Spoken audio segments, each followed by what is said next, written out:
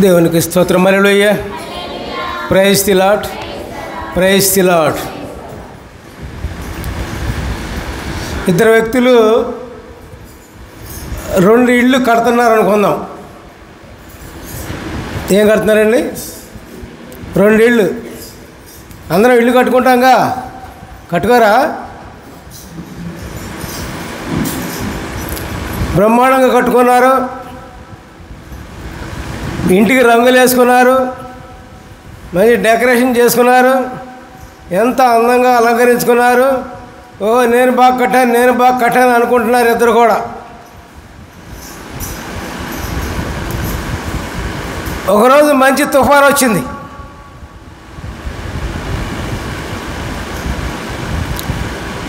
ఒక ఇల్లు కూలిపోయింది, ఒక ఇల్లు నిలిచింది. ఇద్దరు చేయాలనుకుంటున్నారు. ఏంది, నా ఇల్లు బ్రహ్మాండం కట్టాను, నా ఇల్లు కూలిపోయింది, ఏంది, నేను బ్రహ్మాండం కట్టాను, నా ఇల్లు నిలిచింది అనుకుంటున్నాడు ఇద్దరు కూడా.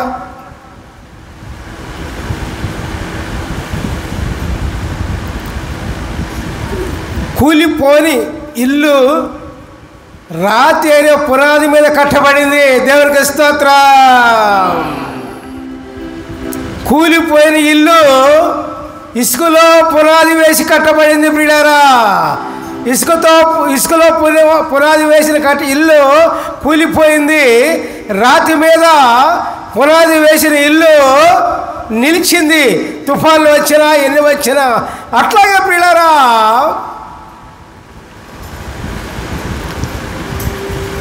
దేవుని వాక్యం మీద కట్టబడిన వ్యక్తి ఎన్ని బాధలు వచ్చినా, ఎన్ని వేదనలు వచ్చినా, ఎన్ని కష్టాలు వచ్చినా, ఎన్ని నష్టాలు వచ్చినా, ఎన్ని అవాంతరాలు వచ్చినా ఆ కుటుంబం నిలుస్తుంది, ఆ వ్యక్తి నిలుస్తాడు, వాడు శిథిలమైపోడు. దేవునికి స్తోత్రం. హల్లెలూయా. Praise the lord. Praise the lord. కాబట్టి మన జీవితము దేని మీద కట్టబడాలి?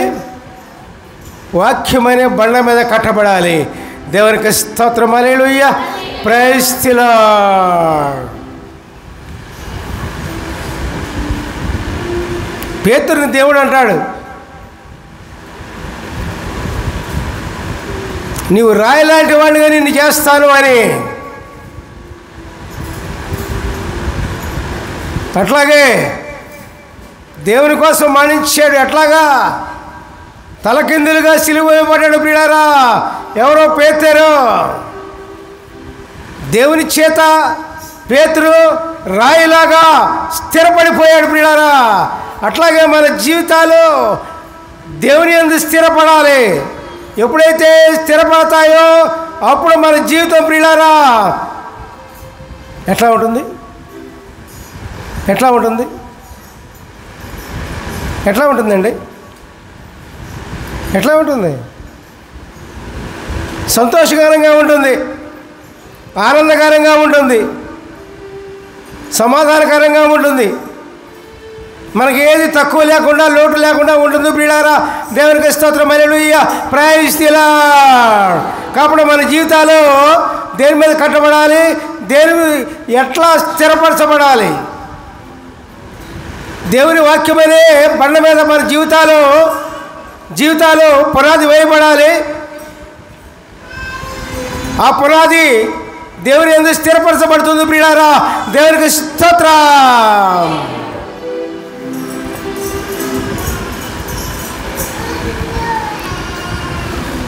ఇక్కడ ఆదికాండంలో ఒకసారి 1వ అధ్యాయము 1-3 వచనం ఒకసారి చూద్దాం. ఆదియందు దేవుడు భూమి ఆకాశములను సృజించెను. భూమి నిరాకారముగాను శూన్యముగాను ఉండెను. చీకటి అగాధ జలముల పైన కమ్మి ఉండెను. దేవుని ఆత్మ జలముల పైన అల్లాడుచుండెను. దేవుడు వెలుగు కమ్మని ఆజ్ఞ ఇయ్యగా వెలుగు కలిగెను. హల్లెలూయా. Praise the lord. దీనిలో మహత్తరమైన భావం ఉందండి. ఆదిలోనే దేవుడు ఆయన వాక్యాలన్నింటిలో కూడా మహత్తరమైన సంగతులు ఉంటాయి, భావాలు ఉంటాయి. అది మనం తెలుసుకోగలగాలి. ఆది యందు భూమి ఆకాశంలో సృష్టించారు, బాగానే ఉంది. సృష్టించారండి. ఎట్లా ఉంది భూమి? భూమి ఎట్లా ఉందండి? మొదటి లక్షణం ఎట్లా ఉంది? నిరాకారంగా ఉంది. రెండవది శూన్యముగా ఉంది. మూడవది చీకటి కమ్మి ఉంది అగాధ జలముల పైన. అప్పుడు జలములే ఉన్నాయి. దేవుడు భూమి ఆకాశంలో సృష్టించినప్పుడు భూమి పైన ఏమీ లేవు, జలములే ఉన్నాయి, నీళ్ళే ఉన్నాయి, నీళ్ళే ప్రవహిస్తూ ఉన్నాయి. ఎట్లా ఉంది భూమి చెప్పండి ఒకసారి, మళ్ళీ చెప్పండి. నిరాకారంగా ఉంది, శూన్యంగా ఉంది, చీకటి అగాధ జలముల మీద కమ్మి ఉంది. 3 అవలక్షణాలతో ఉంది భూమి. అర్థం చేసుకోండి జాగ్రత్తగా.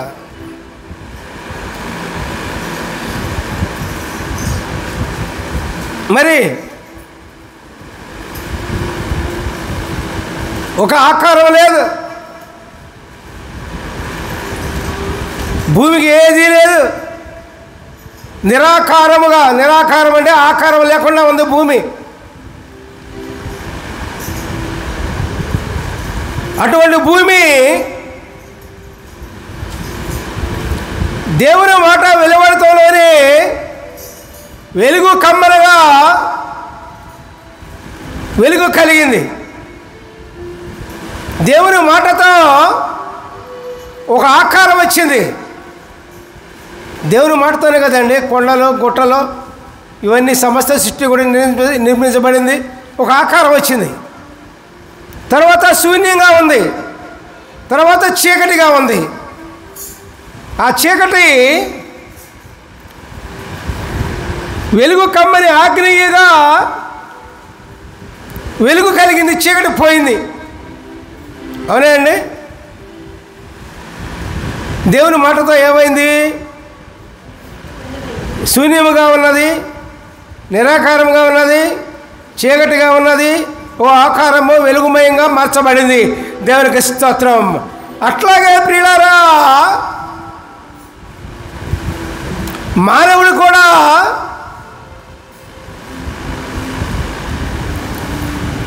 ఈ విధంగానే ఉన్నాడు. నిరాకారంగా ఉన్నాడు, శూన్యంగా ఉన్నాడు, చీకటిగా ఉన్నాడు.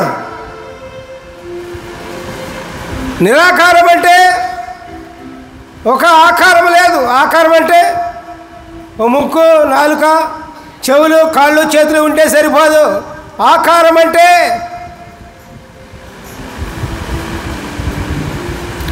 దేవుడు కలిగినటువంటి జీవితం లేకుండా ఉన్నాడు.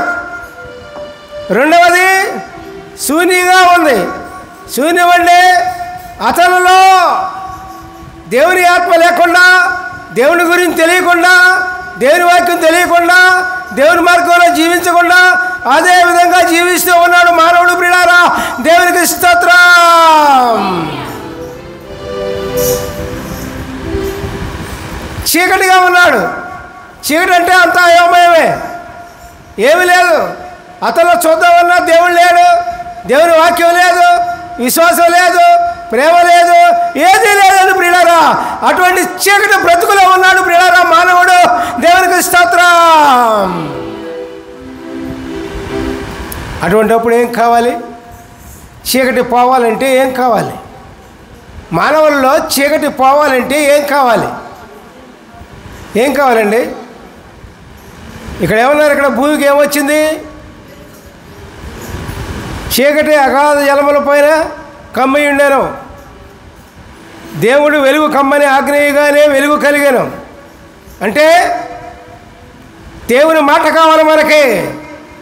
మనకు వెలుగు కలగాలంటే, మన జీవితాల్లో వెలుగు రావాలంటే, మన జీవితాల్లో ప్రకాశం రావాలంటే వెలుగుమయమైన జీవితం రావాలంటే దేవుని మాట కావాలి ప్రియులారా, దేవుని వాక్యం కావాలి. దేవుని వాక్యం ప్రకారం జీవించినప్పుడు ప్రియులారా మన జీవితం వెలుగుమయమవుతుంది ప్రియులారా. దేవునికి స్తోత్రం. అదే ఇక్కడ పౌలు భక్తుడు చెప్తూ ఉన్నాడు. ఒకసారి చదవండి 2 కొరింథీయులు 4:5-6 అంధకారంలో నుండి వెలుగు ప్రకాశించుగాక అని పలికిన దేవుడే తన మహిమను గూర్చిన జ్ఞానము యేసుక్రీస్తునందు వెల్లడిపరచుటకు మా హృదయములో ప్రకాశించుచుండెను. దేవునికి స్తోత్రం. దేవుని గూర్చిన జ్ఞానము మన హృదయాల్లో రావాలి అంటే, దేవుడు మనలోకి రావాలి అంటే, దేవుని వాక్యం మనలో ప్రకాశించాలి అంటే, మనం వెలుగు జీవితంలో జీవించాలి అంటే, వెలుగు జీవితంగా మనం ఉండాలి అంటే దేవుని వాక్యము మనలో రావాలి. హల్లెలూయా. Praise the lord, praise the lord, praise the lord. దేవుని వెలుగులో జీవించినప్పుడు, ప్రభు వెలుగులో జీవించినప్పుడు, యేసయ్య వెలుగులో జీవించినప్పుడు ప్రియులారా మనకి ఈ లోకములో కాదు ఎక్కడ కూడా ఏది తక్కువ ఉండదు.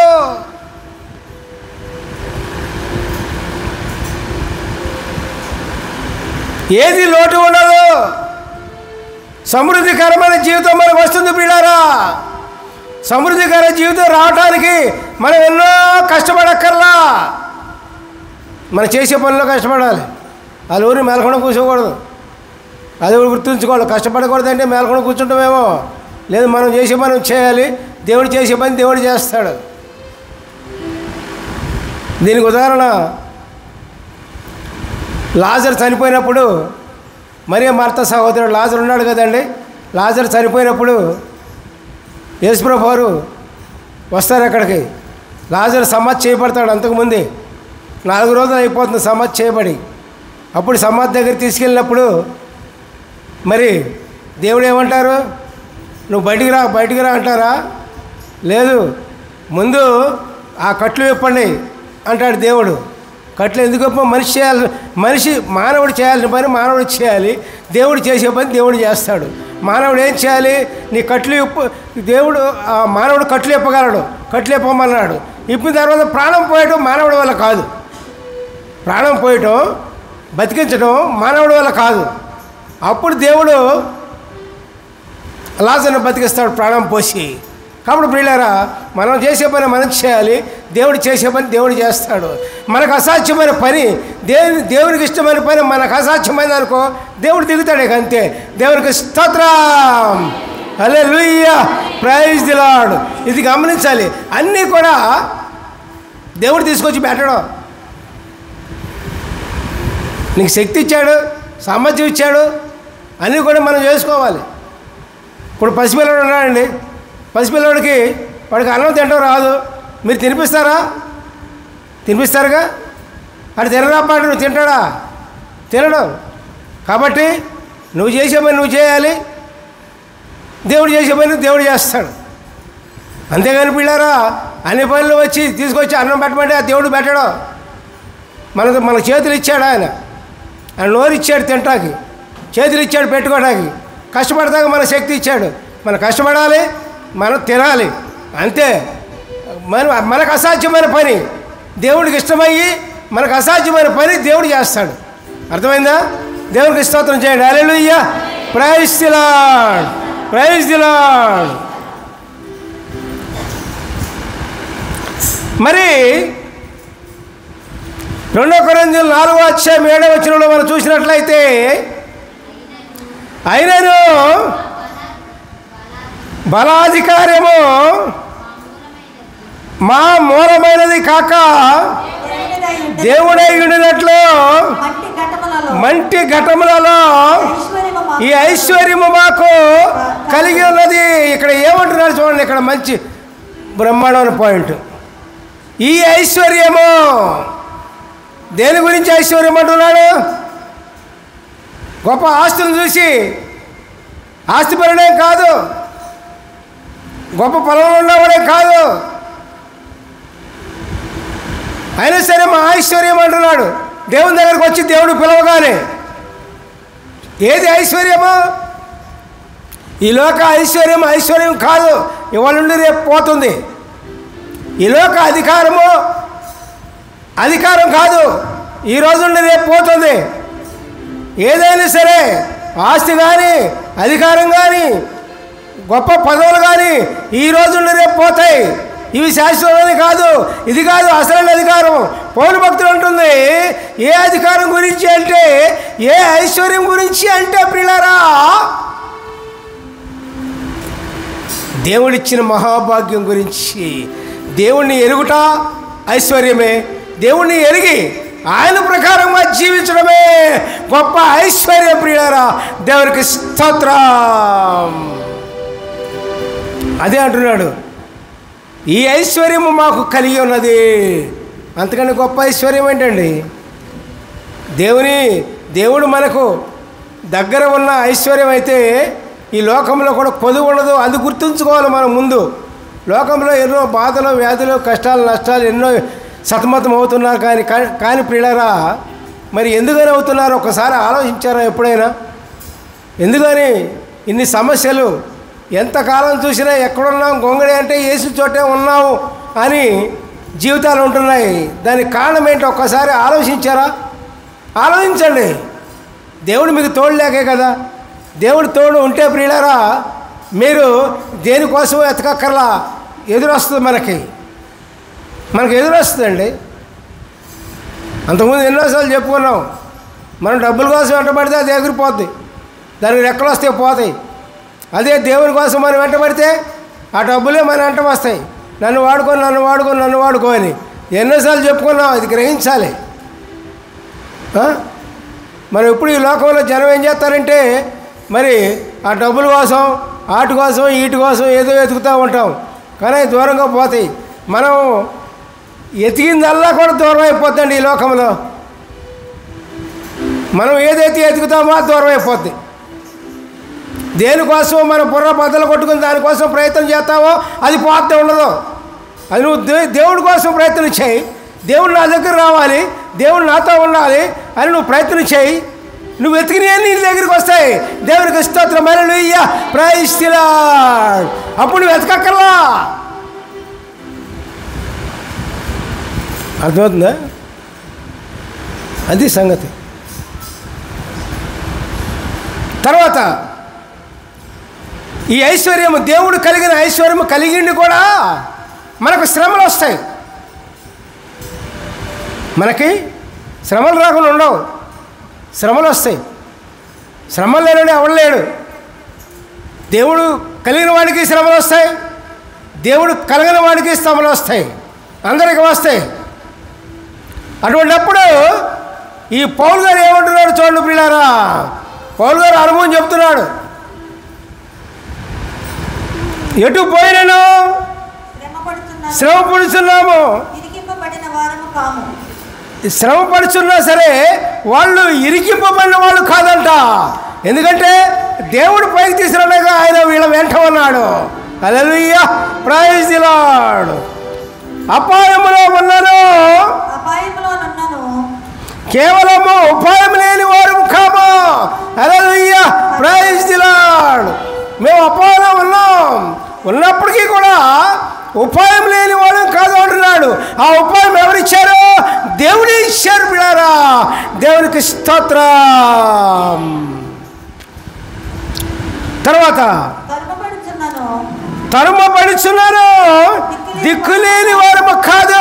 హల్లెలూయా, ప్రైజ్ ది లార్డ్. మనుషుల చేత కానీ, బాధల చేత కానీ, వ్యాధుల చేత కానీ, కష్టాల చేత కానీ, దేని చేత కానీ మనం తరుమబడుచున్నాము అనుకోండి, మనం దిక్కులేని వారం కాము. మన దిక్కు ఎవరండి? యేసయ్య మన దిక్కు పిల్లారా. ఆయన ఉన్నాడు, ఆయన చూస్తున్నాడు, విమోచిస్తాడు పిల్లారా. అది ఆయన ధైర్యం. పడద్రోయబడినాను, నశించు వారము కాము. హల్లెలూయా, ప్రైజ్ ది లార్డ్. చూశారండి, దేవుడిచ్చిన ఐశ్వర్యం చొప్పున, దేవుడు కలిగిన ఐశ్వర్యం చొప్పున ఎంత ధైర్యంగా జీవితం గడుపుతున్నాడు చూడండి ప్రియులారా. ఆ ధైర్యం దేవుడు మన దగ్గర ఉంటేనే వస్తుంది. దేవుడు మన దగ్గర లేకపోతే ఆ ధైర్యం రాదు. ఇది సత్యం. మీకు ధైర్యం ఉందా? ఉన్నవాళ్ళు చేతులు పైకెత్తండి. హల్లెలూయా, praise the lord, praise the lord, praise the lord. మరి తర్వాత 4:10 యేసు యొక్క జీవము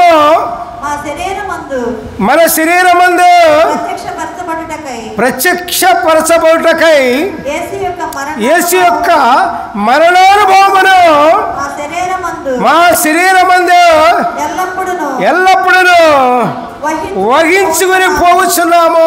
హల్లెలూయా, ప్రైజ్ ది లార్డ్. చూసారండి, యేసయ్యే గోలుగా పెట్టుకున్నాడు పౌలు గారు. ప్రతి ఒక్కరు కూడా దేవుడే గోలుగా పెట్టుకోవాలి, దేవుడే గమ్యంగా పెట్టుకోవాలి.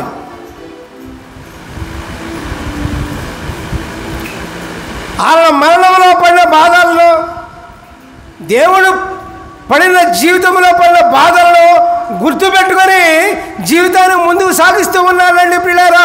ఈ పౌలు గారు పిల్లారా, ప్రతి ఒక్కరు కూడా పిల్లారా దేవుని ముందు పెట్టుకొని, ప్రభువుని ముందు పెట్టుకొని, ప్రభువుని చూస్తూ మన జీవితాలు బాధల్లో కానీ, వ్యాధుల్లో కానీ, కష్టాల్లో కానీ, నష్టాల్లో కానీ దేవుణ్ణి చూసుకొని మనం ముందుకు పోవాలి ప్రియులారా.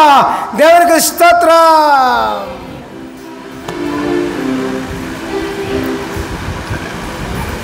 దేవుడే మన మార్గం.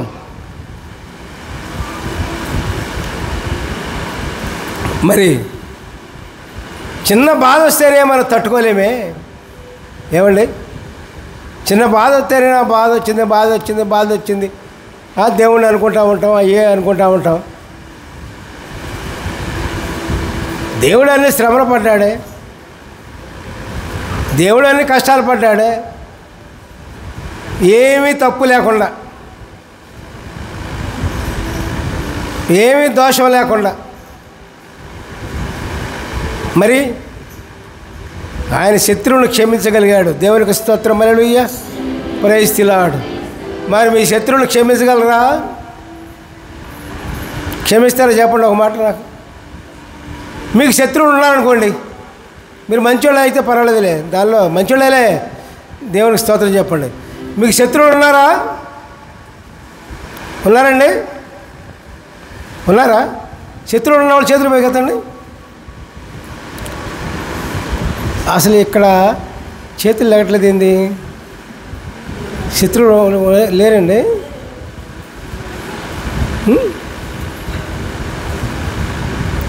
ఉన్నారనుకోండి, అనుకుంటారా? కాసేపు అనుకుంటారా? శత్రువులు ఉన్నారు అనుకోండి ఒకసారి. అనుకోవటాకేంది? మీకు శత్రువులు లేరనుకోండి, ఉన్నారనుకోవటానికి ఏమైంది? ఉన్నారు అనుకోండి, అనుకునే వాళ్ళు చేతులు పోయి కదండి.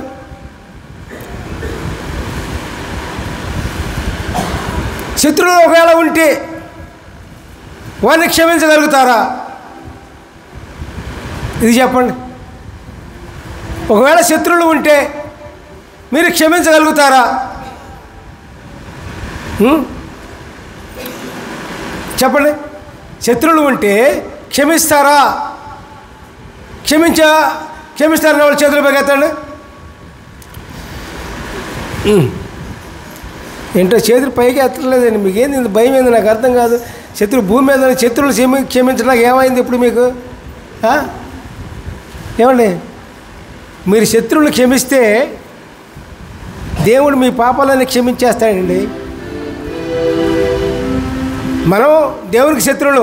ఎందుకంటే ఎందుకు శత్రువులు? పాపం చేసి శత్రువులుగా మారిపోయాం, పాపం చేసి శత్రువులుగా తయారైపోయాం. ఒక ట్రేడ్ మార్క్. మరి నీవు భూలోకంలో నీ శత్రువు ఎవరైనా ఉంటే వారిని క్షమించగలిగితే దేవుడు నీ పాపాలను క్షమిస్తాడు. దేవునికి స్తోత్రం. హల్లెలూయా. Praise the lord. జీవితం ఎవరి చేతిలో లేదు, మన చేతిలోనే ఉంది. నువ్వు బాగుపడాలన్నా చెడిపోవాలన్నా జీవితం నీ చేతిలోనే ఉంది. ఎవడో వచ్చి బాగు చేయలేడు, ఎవడో వచ్చి నేను ఉద్ధరించలేడు, ఎవడో వచ్చి నేను పైకి లేపలేడు. నీ జీవితం నీ చేతిలోనే ఉంది. అది దేవుడు కలిగి ఉన్నప్పుడు ప్రియులారా, ఆ మార్గం ఏంటో, ఆ సత్యం ఏంటో దేవుడు నీకు తెలియజేస్తాడు ప్రియులారా. కాబట్టి ఎవరి కోసమో దేనికోసమో మీరు ఎదురు చూడకండి. దేవుని కోసమే మీరు ఎదురు చూసినప్పుడు, ప్రభు కోసమే మీరు ఎదురు చూసినప్పుడు నీ జీవితం బాగుపడుతుంది. దేవునికి స్తోత్రం. హల్లెలూయా. Praise the lord. Praise the lord.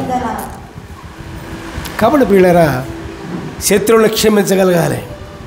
మరి ఈ దినం నుంచి శత్రువులను క్షమించగలుగుతారా? చేతులు క్షమిస్తాము అన్నవాళ్ళు చేతులు కదండి.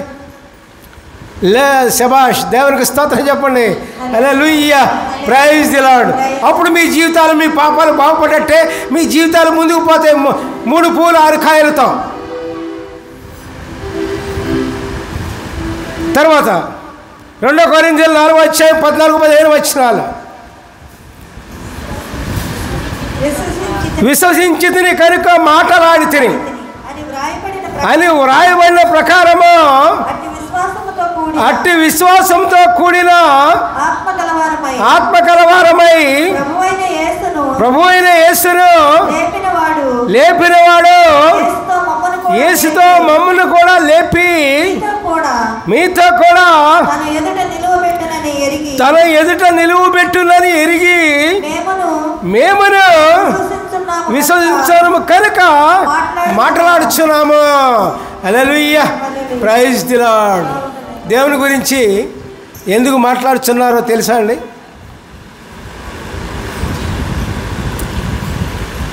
ఆ ధైర్యం ఏంటో తెలుసా అండి? యేసు ప్రభువుని లేపిన దేవుడు, యేసు ప్రభువుని లేపిన పరిశుద్ధాత్మ, యేసు ప్రభువుని లేపిన ఆత్మ మనల్ని కూడా లేపుతారు. అదే మన ధైర్యం. మనం చనిపోయినా, మనం శిథిలమైపోయినా యేసు ప్రభువుని ఆత్మ, యేసు ప్రభువు లేపిన ఆత్మ మనల్ని కూడా లేపుతారనే మన ధైర్యం ప్రియులారా. అందుకనే దేవుడిచ్చే పరిశుద్ధాత్మను పొందాలని అందరికీ చెబుతామన్నది.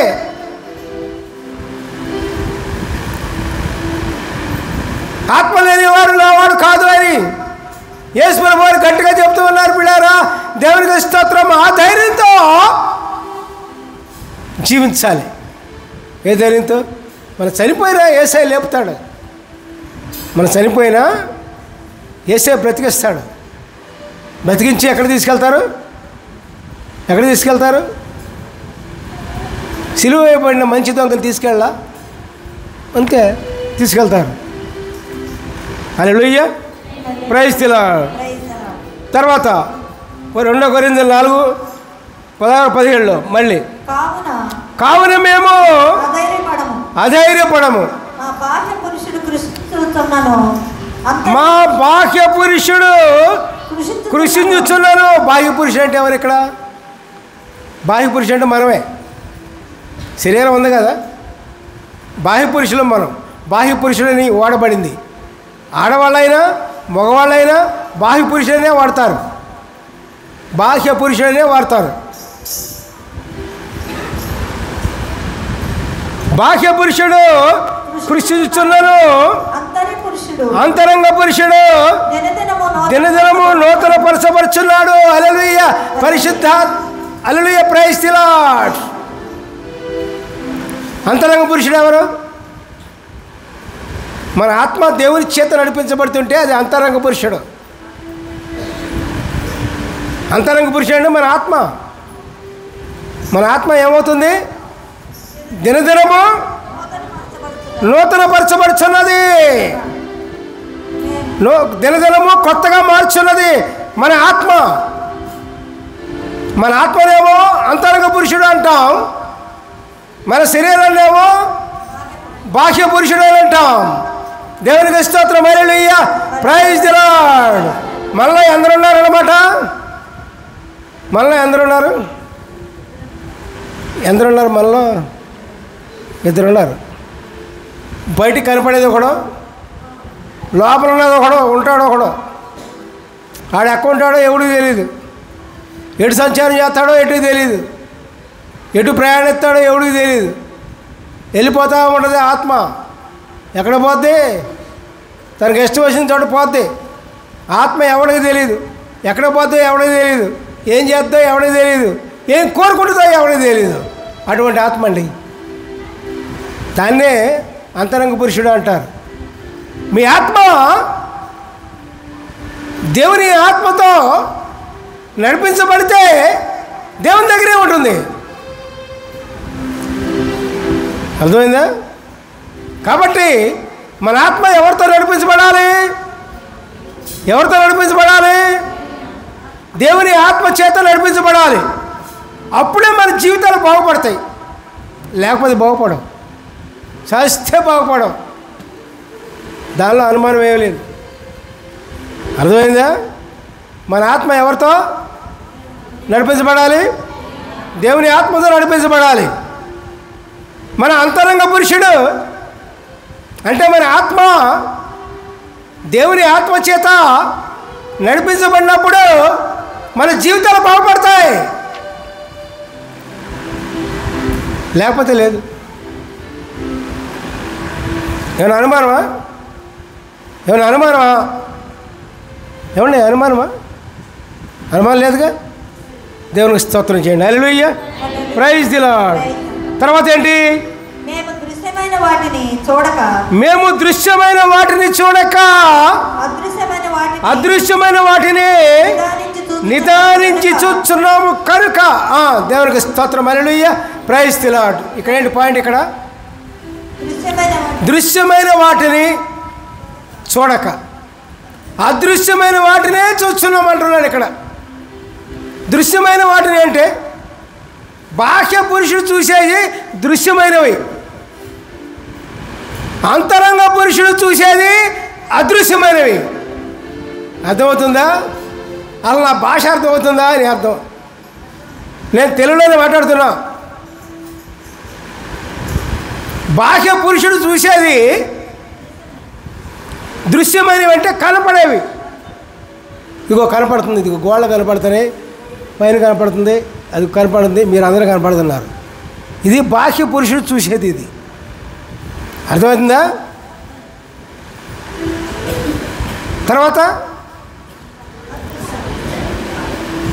తర్వాత అదృశ్యమైనది నిదానించి చూసేది ఎవరు? అంతరంగ పురుషుడు. ఏంటది?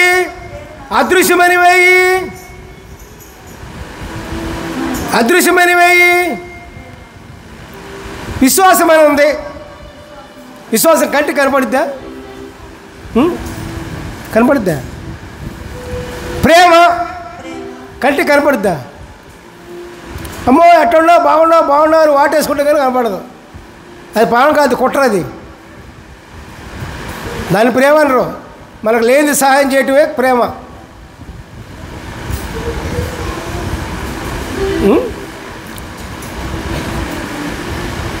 ఆశా నిగ్రహం అన్నది కంటికి కనపడదు. ఈ ఆత్మ ఫలాలన్నీ కూడా మన కంటికి కనపడవు. ప్రేమ, సంతోషం, సమాధానం ఇవన్నీ కూడా కంటికి కనపడవు, ఆత్మకు కనపడతాయి. అదే చూస్తూ ఉన్నారు వీళ్ళు దేవుని భక్తులు. అదృశ్యమైనవేమో వీళ్ళు చూస్తూ ఉన్నారు, దృశ్యమైనవేమో శరీరం చూస్తూ ఉంది. అంతరంగ పురుషుడు చూసేదేమో అదృశ్యమైనవి. దృశ్యమైనవి కనపడే చూసేదేమో బాహ్య పురుషుడు. మనం ఎవరి ప్రకారంగా జీవించాలి అదే ఇక్కడ చెబుతున్నారు. 2 కొరింథీయులు 4:18. మేము దృశ్యమైన వాటిని చూడక అదృశ్యమైన వాటిని నిదానించి చూస్తున్నాము గనుక క్షణమాత్రముండు మా చులకని శ్రమ మా కొరకు అంతకంతకు ఎక్కువగా నిత్యమైన మహిమ భారమును కలుగు చేయుచున్నది. ఏలగా దృశ్యమైనవి అనిత్యములు, అదృశ్యమైనవి నిత్యములు. ఇక్కడ ఫైనల్గా తేల్చేశారండి. ఏంటి తెలుసా? దృశ్యమైనవి అనిత్యములు. అనిత్యములు అంటే నిత్యం కావు, ఉండే కాదు. మనం చూస్తున్నాం, రేపు ఎవరు చూస్తామో, రేపు మన కంటి కనపడేవో సుందరమైనవి ఉన్నాయి ఈ లోకంలో, అవి ఇప్పుడు కళ్ళతో చూస్తున్నాం, తర్వాత ఉండవు, కనపడవు. అదే దృశ్యమైనవి అనిత్యములు, నిత్యం కాదయి, ఉండవు. అదృశ్యమైనవి నిత్యములు. అదృశ్యము అంటే ఇక్కడ అదృశ్యం అంటే కనపడినవి, మన కంటికి కనపడినవి. అదృశ్యమైనవి నిత్యములు మన కంటికి కనపడవు. విశ్వాసం అనగా ప్రేమ అనగా ఏమి కూడా కంటికి కనపడవు, అవి నిత్యములు. మనం దేవుని విశ్వసిస్తున్నాము, ప్రభుని విశ్వసిస్తున్నాము, దేవుని యందు నమ్మకం వస్తున్నాము, అది నిత్యం ఉంటాయి, అవి పోయే కాదు.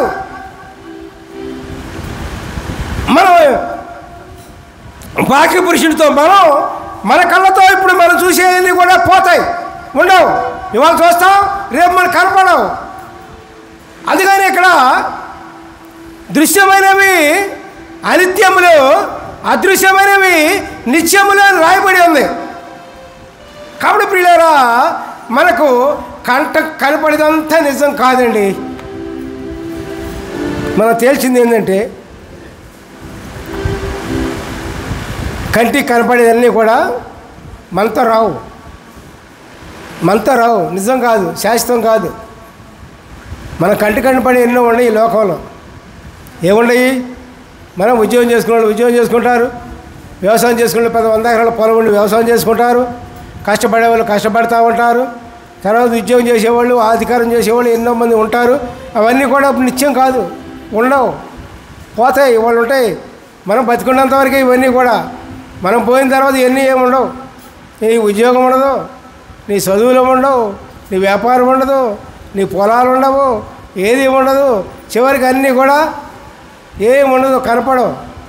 మనం దేవుని విశ్వసిస్తున్నామే, అది మాత్రమే దేవుని దగ్గర ఉంటుంది పిల్లారా, నిత్యంగా ఉంటుంది. దేవునికి స్తోత్రం. హల్లెలూయా. Praise the lord, praise the lord, praise the lord. ఇవాళ చెప్పిందంతా ఒక కష్టమైందే, కానీ మీకు అర్థమైన వాళ్ళు చేతులు మీద కత్తండి. కష్టమైంది ఈరోజు చెప్పింది, అర్థమైందిగా. దేవునికి స్తోత్రం చేయండి. హల్లెలూయా. Praise the lord, praise the lord. కాబట్టి మనం ఏం చేయాలంటే, మనం కంటికి కనపడే వాటి యందు మనము దృష్టి ఉంచుకోకూడదు. ఓహో ఇది శాశ్వతము అని అనుకోకూడదు, ఇది నిత్యము అని అనుకోకూడదు. మనకి నిత్యమైంది దేవుడు ఒక్కడే. ఆయన యందు మనము ఎంత విశ్వాసం ఉంచగలిగితే అది నిత్యమైంది. అంతేగాని మనం ఈ లోకంలో మరి ఏది నిత్యం కాదు, ఏది నిత్యం కాదు. ఉదాహరణకి ఏంటంటే, ఒకటి మరి ఒక కుటుంబం ఉందనుకోండి, ఏదైనా కుటుంబంలో మరి అందరూ కలిసి ఉంటాం. ఇక్కడ అందరూ కలిసినప్పుడు రేపు చనిపోయిన తర్వాత, ప్రాణాలు పోయిన తర్వాత పరలోక రాజ్యంలో అక్కడ అందరూ కలిసి ఉండరు, ఊరికే మొఖాలు చూసుకుంటారు వెళ్తే. మాట్లాడతాకి వీలు లేదు, మాట్లాడతాకి వల్ల కాదు. అది నిత్యము. భూలోకంలో ఉన్న కుటుంబము అనిత్యము, నిత్యం కాదు, శాశ్వతం కాదు, అశాశ్వతము. కుటుంబం అశాశ్వతము. మొత్తం సమస్తం ఈ లోకంలోకి చేసే కార్యాలన్నీ కూడా అశాశ్వతం, శాశ్వతమైనవి కాదు. దేవుని మూలంగా దేవుని దృష్టిలో పెట్టుకొని దేవునికి ఇష్టమైనవి కార్యములు చేస్తే అదే దేవునికి ఇష్టమైంది, శాశ్వతమైంది. ప్రియులారా, దేవునికి స్తోత్రం. శాశ్వతమైన కార్యముల కోసం, దేవుడు కలిగిన కార్యముల కోసం, దేవునికి ఇష్టమైన క్రియల కోసం మనం ప్రయత్నం చేద్దాం. ప్రయత్నం చేయాలి. అవే ముఖ్యమైనవి, అవే శాశ్వతమైనది. అశాశ్వతమైనవి ఈ లోకంలో మనం శరీర ప్రకారంగా చేసేవన్నీ కూడా అశాశ్వతమే. అర్థమైంది అనుకుంటాను. అర్థమైందా? మీకు అర్థం కాలేదని నాకు అనిపిస్తుంది. మరి మీకు అర్థమైందో లేదో నాకు తెలియదు. అర్థమైన వాళ్ళు గట్టిగా చేతులు పైకి ఎత్తే నిమిషం చెప్పండి చూడండి. అబ్బో అబ్బో అబ్బో, దేవునికి స్తోత్రం చేయండి, గట్టిగా చేయండి. దేవునికి స్తోత్రం, హల్లెలూయా, ప్రైజ్ ది లార్డ్. దేవుని వాక్యమే శాశ్వతం. ప్రియులారా, మనం దేవుని వాక్యం చేత కట్టబడాలి, దేవుని వాక్యం చేత బలపరచబడాలి, దేవుని వాక్యం చేత స్థిరపరచబడాలి. ఎప్పుడైతే మనం దేవుని వాక్యం చేత స్థిరపరచబడతామో మన ఈ లోకంలో కుటుంబం అయినా సరే స్థిరపరచబడుతుంది, స్థిరమవుతుంది. లేకపోతే స్థిరపరచబడదు. ఎవరికి వాళ్ళు చెల్లా చెదిరి వెళ్ళిపోతారు. పీడారా, చెల్లా చెదిరైపోతారు విరోధాలతో. మామూలుగా వెళ్తే పర్వాలా, ఎక్కడికో వాళ్ళ పనుల కోసం వెళ్తే పర్వాలా. మరి దేవుని యందు మన జీవితము స్థిరపరచబడకపోతే ఏమవుతుంది? విరోధులు అయిపోతారు. మనం ఒకసారి చెప్పుకున్నాం. ఇది ఏం చెప్పుకున్నాము? అందరికంటే అన్నిటికంటే దేవుణ్ణి ఎక్కువగా ప్రేమించకపోతే కుటుంబంలోనే కలతలు వస్తాయి. కుటుంబంలోనే కథలు వస్తాయి. అయ్యో, భార్యాభర్తలు ఉన్నారనుకోండి, ఉదాహరణకి వీళ్ళే దొరుకుతారు మనకి, ఇంకెవరు దొరకరు. భార్యాభర్తలు ఉన్నారనుకోండి, వీళ్ళు భర్త నాతో బాగట్లేదే, అయ్యో భార్య నాకు ప్రేమతో చూసుకోవట్లేదే, పిల్లలు నాతో ప్రేమ చూసుకోవట్లేదే అని ఎంతోమంది బాధపడుతూ ఉంటారు. అవునా కాదండి? అవునా కాదా? తల్లిదండ్రులకు, పిల్లలకు, తల్లిదండ్రులకు వీళ్ళకి సరైన అవగాహన ఉండదు. ఎందుకని? కారణం ఏంటి? నువ్వు దేవుళ్ళలో స్థిరంగా లేవు. నువ్వు దేవుళ్ళలో స్థిరంగా ఉంటే, ప్రభువులో స్థిరంగా ఉంటే, యేసులో స్థిరంగా ఉంటే నీ కుటుంబం బాగుంటుంది. నీ భర్త నీ భార్యను ప్రేమిస్తాడు, నీ భార్య భర్తను ప్రేమిస్తుంది, పిల్లలు మిమ్మల్ని ప్రేమిస్తాడు. మీరందరూ కూడా ప్రేమ కలిగి ఉంటారు ఇంట్లో. హల్లెలూయా, ప్రైజ్ ది లార్డ్. అదే నువ్వు దేవుళ్ళలో స్థిరత్వం లేదనుకోండి, ప్రభువులో స్థిరత్వం లేదనుకోండి, యేసులో స్థిరత్వం లేదనుకోండి, నువ్వు ఎన్ని ఉద్యోగం చేసినా, ఎంత గొప్ప పొలం ఉన్నా, ఎంత గొప్పవాడు అయినా, ఎంత గొప్ప అధికారం ఉన్నా, నీ కుటుంబంలో కలతలే, నీ కుటుంబంలో సమాధానం ఉండదు. ఊరికే ఉద్యోగం చేస్తున్నావు అని పేరు, గొప్ప వ్యాపారం చేస్తున్నావు అని పేరు, గొప్ప ధనం ఉందని పేరు, అంతేగాని నీ కుటుంబంలో సమాధానం ఉండదు. ఎందుకంటే నా జీవితం ఎందుకండి? యేసు ప్రభు ఉంటేనే సమాధానం. యేసు ప్రభు నందు నీ జీవితం స్థిరపడితేనే సమాధానము, సఖ్యత, ప్రేమ, విశ్వాసం అక్కడే ఉంటుంది. ప్రియులారా, దేవునికి స్తోత్రం, హల్లెలూయా, ప్రైజ్ ది లార్డ్. అర్థమవుతుందిగా? దేవునికి స్తోత్రం చేయండి. హల్లెలూయా, ప్రైజ్ ది లార్డ్. ప్రార్థించుకుందాం. ప్రభు, మీ పాదాలకు వందనములు, స్తుతులు, స్తోత్రములు. పరిశుద్ధుడా మీకు వందనములు, పరిశుద్ధుడా మీకు స్తోత్రం ప్రభు. పరమోజుడా మీకు వందనములు, పరమోజుడా మీకు స్తోత్రం ప్రభు. అయా తండ్రి, కూడుకునే బిడ్డలందరిపై మీకు హస్తం వచ్చి ప్రభు మీ కృపని బిడ్డలపై చూపించి, అయా తండ్రి, సమాధానాన్ని ప్రతి ఇంట్లోనూ, ప్రతి కుటుంబంలోనూ, ప్రతి వ్యక్తికి దయచేయమని ఈ యొక్క ప్రార్థన ఎంతో నజరేసు ప్రభు దీవెనలను బ్రతులాడుకొని అడుగుతున్నాము తండ్రి. సమస్త మహిమ ఘనత ప్రభావాలు మీకు నామాలుగా చెందినగా. హల్లెలూయా, praise the lord, praise the lord, praise the lord. మీ అందరికి వందనాలు.